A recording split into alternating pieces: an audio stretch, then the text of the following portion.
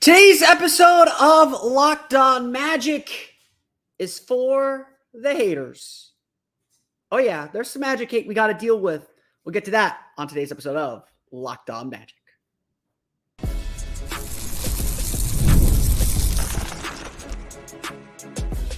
You are Locked On Magic, your daily Orlando Magic podcast, part of the Locked On Podcast Network, your team every day. And you are indeed Locked On Magic. Today is July 24th. It will be July 25th, 2024. My name is Philip Rosenreich. I'm the senior writer over at OrlandoMagicDaily.com. Of course, follow me on Twitter at PhilipRR_OMD. On today's episode of Locked On Magic, like I said, today's episode is for the haters. There's been some shade, maybe. I don't know. I don't think it's quite hate, but we'll talk about some doubts that people are having about the Magic, about our precious stars, and why they're asking the wrong questions. We'll get to that coming up here in just a moment. But first, we want to thank you again for making Locked On Magic part of your day every day. No matter when you listen to us, whether it's first thing in the morning, whether it's right when we upload, we truly appreciate you making Locked On Magic part of your day every day. Remember, there's a great Locked On podcast covering every single team in the NBA. Just search for Locked On and the team you're looking for. The Locked On Podcast Network, it's your team every day. Today's episode of Locked On Magic is brought to you by Game Time. Download the Game Time app, create an account, and use code LOCKEDONNBA for $20 off your first purchase. Terms apply. So if you haven't listened to it by now, because it's labeled as such, and it piqued everyone's interest, Zach Lowe on the Low Post is kind of going through all the teams in the Eastern Conference and trying to sort out the East a little bit. And obviously, I think he got to the Magic on his last episode, but the Magic picked up a stray real quickly when they were talking about the Toronto Raptors. Now, the Lions are not concerned with the problems of mice, but look, the Toronto Raptors are not a bad team. I wouldn't call them a good team either, but they're a team that is going to stay in the play-in race. They've got a really solid player in Scotty Barnes. And so I want to preface everything by saying this. While a lot of Magic fans have some ill will towards Scotty Barnes, and certainly Raptors fans don't like the Magic for drafting Jalen Suggs after Scotty Barnes, I don't quite get it either, but Scotty Barnes is a really good player. I want to make that perfectly clear. But the conversation strayed into a discussion about whether Barnes was better than Banchero, essentially, or whether you take Barnes over Banchero. And I will, and Seth Partnow, who is an analytics guy, very much said I would take Scotty over Paolo. And Zach Lowe said, I don't think that's crazy. And I would agree to a point that it's not absolutely crazy. But I do think that this is the kind of argument you get into when you only look at numbers and you don't look and watch the actual games. The fact that Paolo Banchero is playing almost exclusively against starters, going up against double and triple teams far more than any player, continues to improve, by the way. Got significantly better from his second year from his rookie season.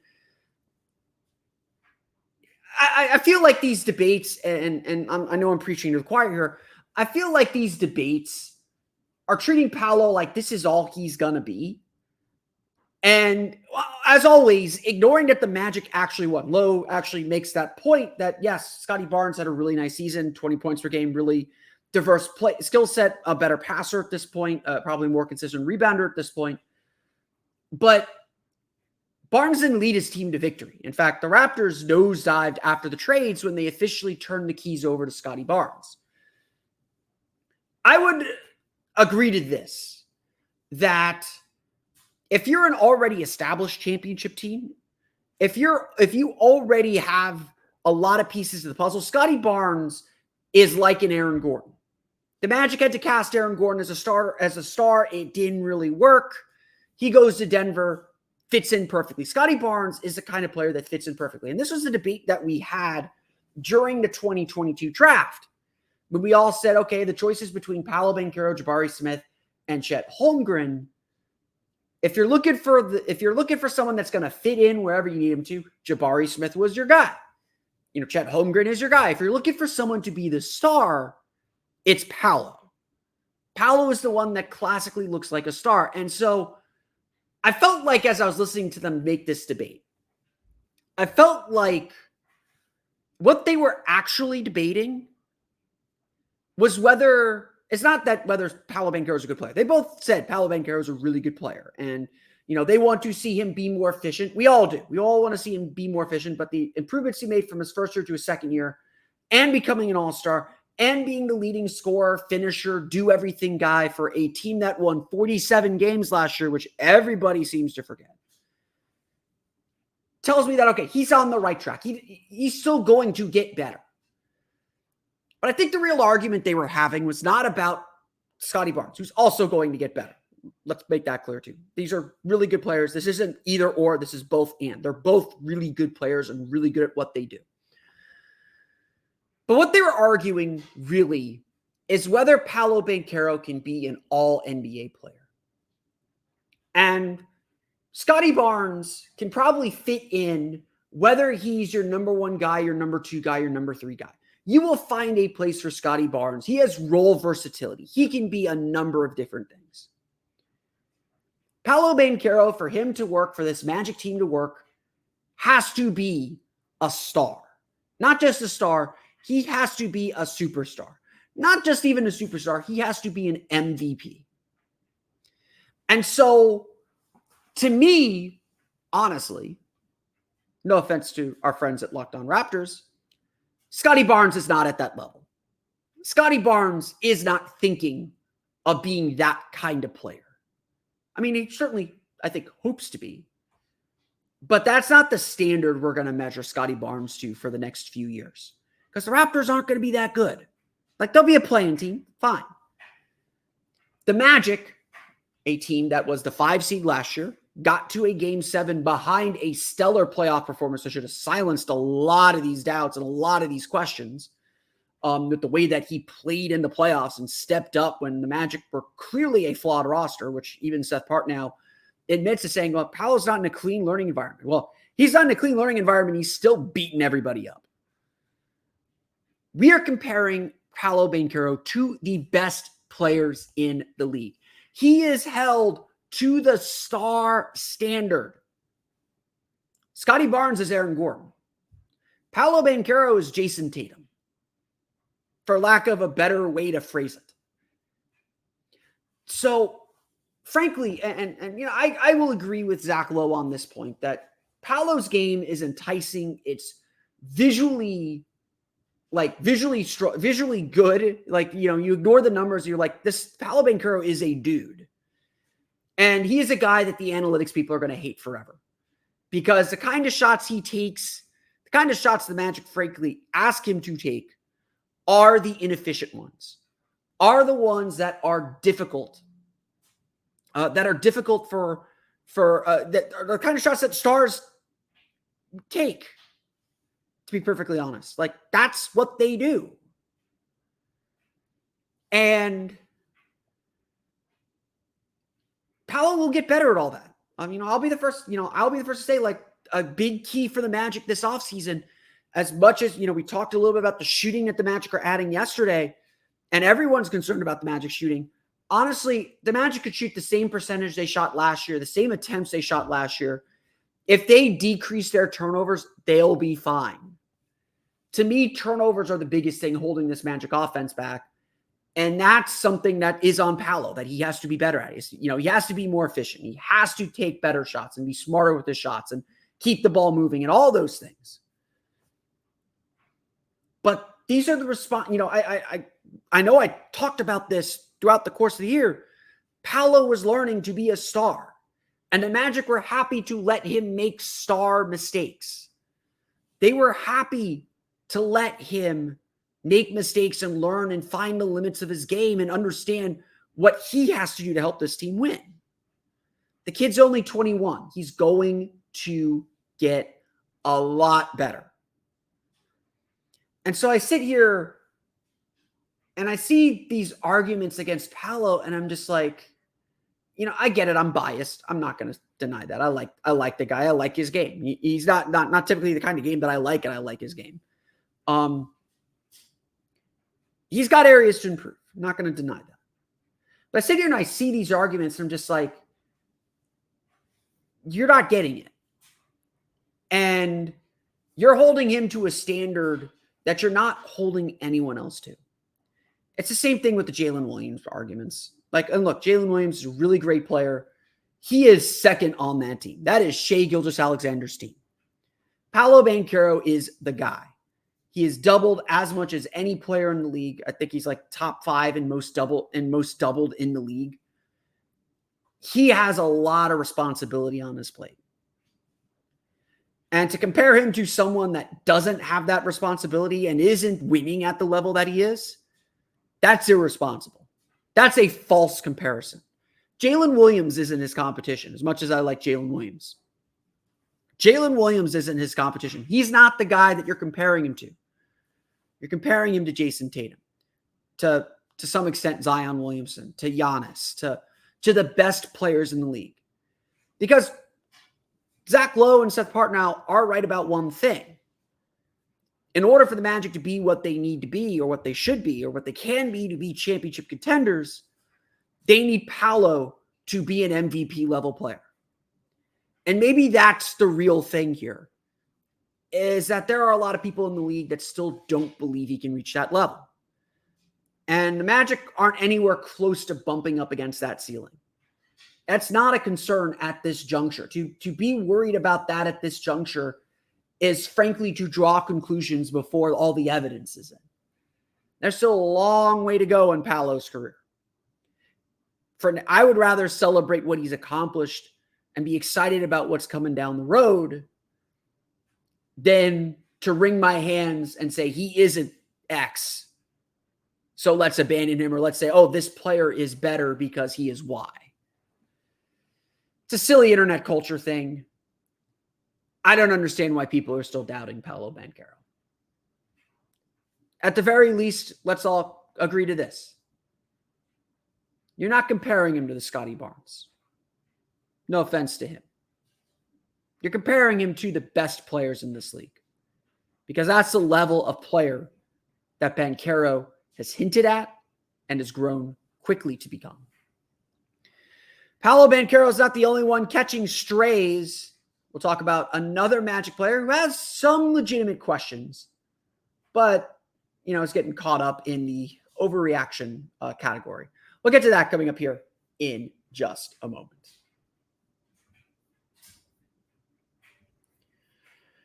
But first, today's episode of Locked On Magic is brought to you by our friends over at Game Time. Friday is a big, big day here in Orlando as Leagues Cup gets underway at Interco Stadium. Orlando City taking on CF Montreal. And if you want tickets to the soccer game, whether it's City, whether it's the NWSL leading Orlando Pride, Game Time is your ticket to the game. Game Time is an authorized ticket marketplace for Major League Baseball, and they make getting tickets faster and easier. Prices on Game Time actually go down the closer it gets to the start of your event.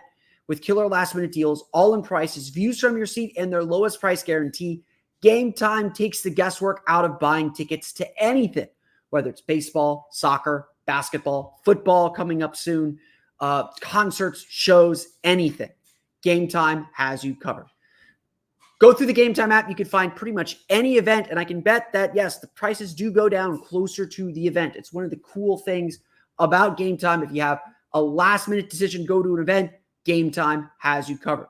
You can save up to 60% off buying last-minute tickets for sports, concerts, comedy, theater, and more.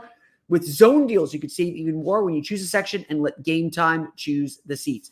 Plus, they give you seat views. You can get panoramic view from your seat in the app before you buy. Take the guesswork out of buying tickets with Game Time. Download the Game Time app, create an account, and use code LOCKEDONNBA for $20 off your first purchase. Terms apply. Again, create an account and redeem code LOCKEDONNBA. That's LOCKEDONNBA for $20 off. Download Game Time today. Last minute tickets, lowest price guaranteed.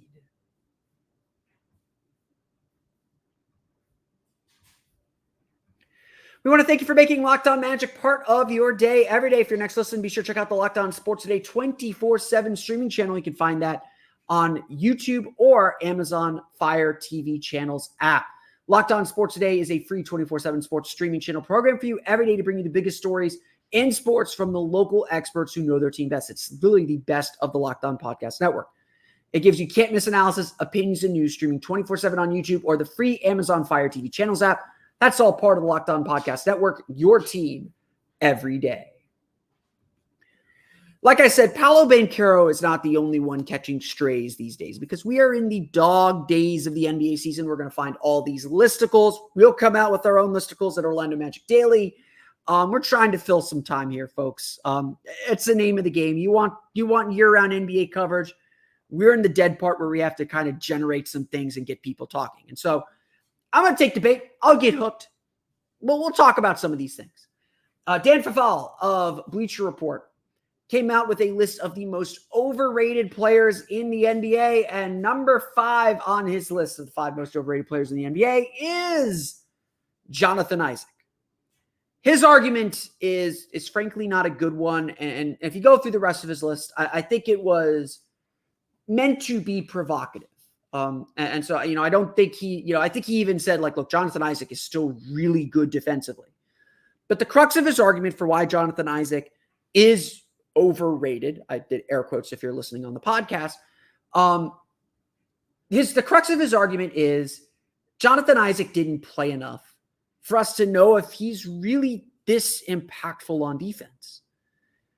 It is an interesting thought, and it is a fair criticism. I talked to a few people about Jonathan Isaac, and they're like, yeah, it's really easy to play the kind of defense he plays when you're only playing 15 to 20 minutes a game. You're playing only 50 plus games in the season.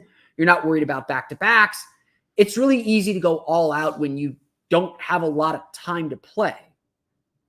And I think that is honestly a fair criticism. I don't think that means he's overrated, but I think it is a fair thing to say and a fair thing to note about him. Essentially, just like with the Paolo debate, I think what we're really asking here is, can Jonathan Isaac scale up? Can he be a 24-minute per game guy? I'll sit here and say it. I think Jonathan Isaac is the 6th man on this team next year. I think with a healthy summer, his offense will become a little bit more well-rounded. He'll add a skill or two to be a little bit more of a threat offensively. I think a fully healthy summer probably means some of those injury restrictions go away. He starts playing back-to-backs. He hits 65, 70 games. I think the Magic will still be careful, but I think now that they've had a year where he made it through, I think some of those injury restrictions start to come off and we start to see him get unleashed a little bit. He's still coming off the bench after all. You can still control his minutes a little bit. But certainly as the season progressed, the Magic started experimenting and using Jonathan Isaac a whole lot differently. We saw him play some backup center minutes towards the end of the year. He obviously started games 1 and game 2. Well, I personally did not agree with that decision, and I think it ultimately hurt the team, and we found some of the limitations with him. That was a big seal of approval to say, oh, Jonathan Isaac is ready to contribute and ready to play. And look, his impact in the playoffs was not nearly as big as it was during the regular season, but I think a lot of that was just kind of how topsy-turvy those first 2 games were for him. There is no denying the statistical impact that Jonathan Isaac had on this team's defense. Orlando had a 102.1 defensive rating with Isaac on the floor last year. That was 8.7 points per 100 possessions better than a team's already ridiculous average. Opponents shot just 52.7% at the rim against him, according to Second Spectrum. That was the best mark on the team. Isaac, every defensive metric that you could look up, Jonathan Isaac led it. But as Bleacher Report points out, it is fair to say, okay, he did it in 15 minutes per game. That impact is self-contained to a very small window. In fact, at 15.8 minutes per game to be exact. In fact, he played 20 or more minutes in just 12 games last year and more than 24 minutes in 4 games. But here's the thing. In the 4 games that he played more than 24 minutes, the Magic had a better defensive rating with Isaac on the floor in 3 of those 4 games. In fact, here it is. Against the Golden State Warriors in March, the Magic had a 108.9 defensive rating. There's 1.5 points worse, but still 108.5 defensive rating is incredible overall. And the February win against the Bulls, he had a 102.1 defensive rating on the floor. 12.8 points per 100 possessions better than the team's overall rating that game. Against the Milwaukee Bucks in the season finale, the Magic had an 89.1 defensive rating, 3.5 points better than the Magic's overall rating. And even in the April loss to the Philadelphia 76ers, that penultimate game, he had a 101.7 defensive rating when he was on the floor, 19.7 points better than expected. Now, how much of this came with Joel Embiid off the floor? How much of this comes with the starters off the floor? That is a fair piece of context to understand. But to me, that's, in a small sample at least, proof of concept that Jonathan Isaac can indeed scale up. And so again, I look at these and, I take umbrage. I get my feathers ruffled or whatever analogy you want to use. But they're really asking us this question. Can Isaac scale up to a better version? Can he scale up to be a more consistent contributor? My answer is yes. I have no doubt about that. We've seen him start. We've seen him play meaningful minutes. The injuries just have to get behind him, and maybe they will never get fully behind him. Maybe he'll always be watched. Maybe the Magic will always be careful with this kind of an investment. But Jonathan Isaac's going to play and going to play meaningful minutes for the team. Like I said, I don't think Cole Anthony is the sixth man. I don't think Gary Harris is the sixth man. I don't think Anthony Black or Jet Howard. Jonathan Isaac is this team's sixth man. Mo Wagner may be the offense. Jonathan Isaac is the most impactful player off this Magic bench. Every Magic fan who watches this team knows it. But now it's about getting him from 6 minutes per game to 20 to 24 minutes a game. Now it's seeing how far can we push him and rely on him? How far can his body go? Can he handle that many minutes? With a full offseason to train, a full healthy offseason, something he hasn't had since 2019. And when he came back in November 2019, he was amazing. Before the original knee injury on January 1st, 2020, Jonathan Isaac was amazing. Plain and simple, amazing. I don't know if he'll ever get fully back to that. And certainly his offense, he still has to be aggressive and assertive with it, but you could see him getting more confident as last season went on. There is very little reason to think that as long as he is healthy, Jonathan Isaac can't be a super impactful player next year. And so overrated, that's way too far. That's way too far, my buddy. Jonathan Isaac is not overrated. He is, yes, the best per-minute defender in the league. And it's on the Magic now to make sure they get more of those minutes rather than less of those minutes.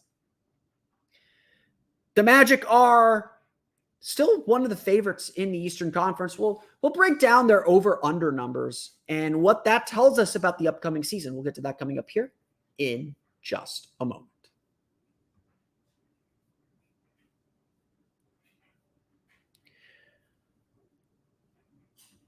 We have no FanDuel read today, so this is free advertising for you, FanDuel. Please think of us when you get to it. But as I've mentioned in some of those ad reads in previous episodes, now that the Summer League is over, now that the majority of the offseason is finished, we're fully kind of in what's going to happen in 2025 mode. We're fully into figuring, to seeing what this season is going to be about. And now, like, kind of the battle lines and the contours are getting drawn. And for entertainment purposes only, this is where the bookies come in. This is where the bookmakers come in and tell us at least a little bit of what this season's going to be like. FanDuel posted their over-unders over the last part of Summer League. And now that Summer League's over and everyone's leaving Las Vegas, we have at least this snapshot of what the season's going to be like. And this snapshot tells us first that there is, at least among the betting lines, a clear foursome atop the Eastern Conference. The Boston Celtics, Philadelphia 76ers, New York Knicks, and Milwaukee Bucks are your clear favorites in the Eastern Conference. Below them is a tier of 3 teams, 3 young teams who seem very, very hungry to sort themselves and break into that top 4. And that includes the Orlando Magic. According to FanDuel Sportsbook, the over-under for the Magic, Cavs, and Pacers has been set at 47.5 wins. On one hand, this is essentially saying that the Magic are the same as they were last year, going to have the same record, the same 47-35 record or 48-34 record, that progress isn't going to necessarily be measured in the win column. Or maybe it will be. Essentially, this is acknowledgement like, hey, the Magic made it there last year. That's where we'll set their number at. The Magic, I believe, were a 36.5 win team last year on the over-under. So clearly they are viewed as a significantly improved team. And that was 36. We all saw that 36.5 win total last year after they won 34 the previous year and said, oh, they will blow that out of the water. That is a sure over if you're going to bet on that. This year, I will sit here and say I'm not sure. This year, I will sit here and say, well, I think the Magic are a better team. There are a lot of variables that are going to be in play here. There are a lot of variables that could determine where the Magic end up. And as evidenced by the fact that the Cavs and Pacers also are coming in at a win total of 47.5, the seeding in the Eastern Conference is going to come down to the final day of the season. Expect another chaotic Game 82 day in April. And as the Magic has said repeatedly, one of the big lessons that they've learned, or that they hope they've learned, is that every game counts. That loss at Sacramento in overtime hurt. The loss at Memphis hurt. The loss at Charlotte hurt. All of those games mattered. That was something big that the Magic had to learn. But now they got to do it all over again. And that's going to be the big challenge for the team. Like I said, like I mentioned earlier, a few episodes ago, this Magic team is better. Adding Kentavious Caldwell-Pope makes their starting lineup better. They are a better team. I don't know if they've solved the issues in the playoffs, but they are a better team today than they were on May 5th when the season ended. Tristan De Silva is an excellent add. I think Jett Howard will help. I think Anthony Black will help. If not just be a wash from what they got from Markelle Fultz. I think this team is better. But even though this team is better, it would not surprise me if they finish with the worst record. And getting out of the first round is still going to be hard. I'm not sure they solved the problems that kept them from getting out of the first round. And so my takeaway from this is thus. The Magic are clearly a playoff team. 4, 5, 6, they are clearly a playoff team. Now, Miami's still lurking about there. Like I mentioned, Toronto and Atlanta remain dangerous because of their top-end talent. I am not going to sleep on Charlotte because LaMelo Ball is really good when he's healthy, and Brandon Miller is an emerging star as well. Chicago still has top-end talent too. I think the top 8 are pretty much set. I'm not so scared of Atlanta. I'm not so scared of any of those teams that they'll be able to break into that top 8. But like I said, seeds 2 through 7 are going to come down to the final day of the season. Miami's not out until they're dead. I'm not going to count Miami out. But the Magic, at least as we enter the season, are clearly viewed as a playoff team. Clearly viewed as one of the better teams in the Eastern Conference. And clearly viewed as a team that could be on the rise. But what these numbers do not say, what the Vegas totals do not say, is that they believe this team has meaningfully advanced itself. And look, that was always the gambit.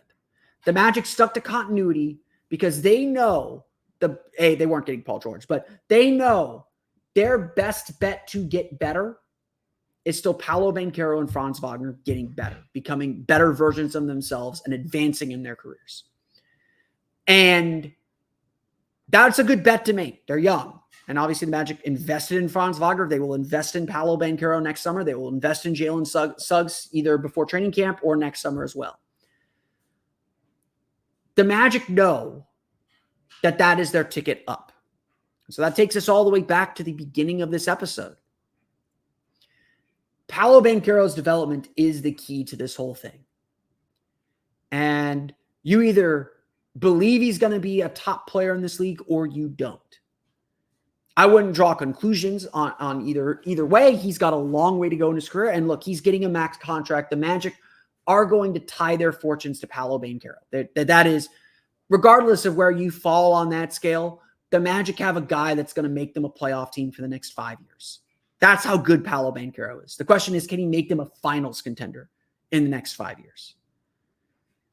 He is their max guy. He is going to deserve that contract, and the Magic will go as far as he will take them.